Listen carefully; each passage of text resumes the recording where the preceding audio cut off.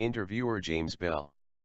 I mentioned the fact that the Arab refugees driven out of Palestine by the Israelis were preparing to begin their fifth winter in exile.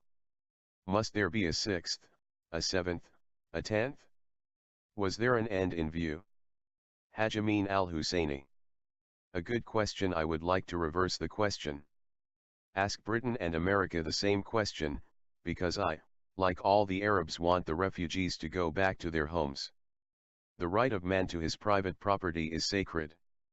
This has been confirmed in the UN and the right has been respected everywhere.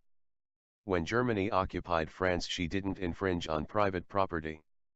Now the Allies occupy Germany and they respect this right. Yet today in Palestine the situation is different. Let's reverse the situation. Suppose some Arab state drove the Jews from the country and laid its hands on Jewish property. What would be the attitude of the UN, Britain and America? Yet this is the case in Israel today. Refugees live on the border where they can see their land being tilled and their houses occupied by foreigners, while they face a fifth winter in tents. How long are Britain and America going to be silent as this question? No unjust or unfair solution can be accepted. No man will accept anything in exchange for his country. There's no solution except the return of the Palestinians to their land and homes. The Palestine problem seems quite simple. You say it concerns only 1.5 million Palestinians. But actually it is much deeper, much more important. Palestine is a sacred place to millions of people in various parts of the world.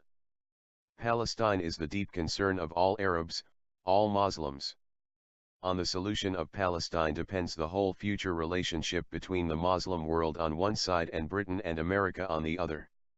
It is clear to all Muslims that those responsible for inserting the dagger of Israel in the body of the Arab world are not Jews alone, but also the British, who worked many years to establish Israel, and unfortunately, in later years, the Americans shared the responsibility of this serious step. You mustn't believe there is any possibility of real, sincere, cooperation between the peoples of the Muslim world on the one hand and Britain and America on the other, without a just solution in Palestine. There might be some governments and some officials who, out of courtesy or private reasons, say we want to cooperate and would like to cooperate. But the people themselves will never be sincere in cooperation so long as Britain and the US stick to their present policy toward Israel. It might occur to you to ask what change I believe necessary in the British and American policy. We don't ask Britain or America to undo what they have done or repair what they have spoiled. We ask only the simple and just thing: Britain and America should from now on take a neutral attitude in the conflict between Arabs and Muslims on the one hand and the Jewish world on the other. This neutrality should be military, economic, and political. By this I mean Britain and America should not help us and should not help the Jews. If Britain and the US will adopt this attitude of neutrality, the Arabs and Muslims will be their friends. We are ready to forget what both have done and begin a wholehearted cooperation. Can you think of any more simple, just demand for friendship and real sincere cooperation? If the British and Americans do not at least take a neutral attitude, we Arabs and Muslims shall take a neutral attitude in the conflict between East and West. If Britain gave a promise to the Jews, she has long ago fulfilled it. Similarly, America has given Israel an important hand. Why doesn't she now be satisfied with that much and adopt neutrality? If the British and Americans will not adopt this simple demand of neutrality, the Arab people will have every reason to believe that they support the Jewish ambition to uproot Arabs from the Middle East. In order to understand another's point of view, you must put yourself in his place.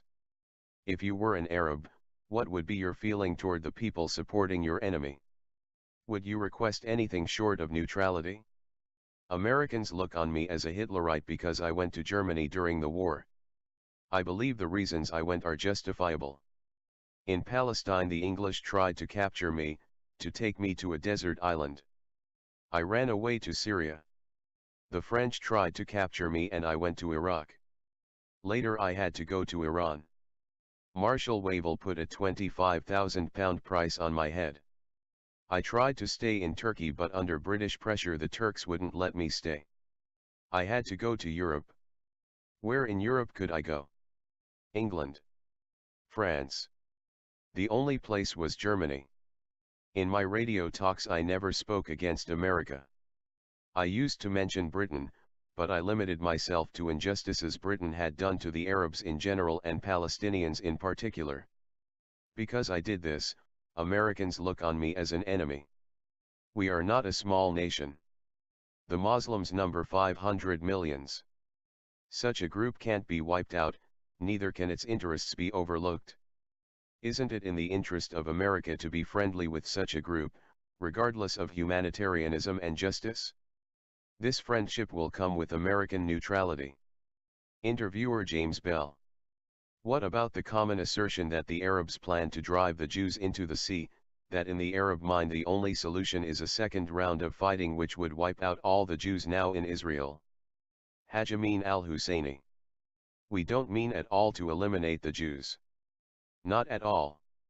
If Britain and America would stop supporting Israel now, their extremism and fanaticism would immediately disappear. Then and only then can we come to an understanding with them. When their extremism is gone we can bring about a right and just solution. No, the elimination of the Jews is not in our program. We have no idea of wiping them out. The Jews lived among us for 13 centuries as a minority and we protected them. This idea you mention is not in our thoughts and has never been in our history. We Muslims were always known for tolerance with minorities.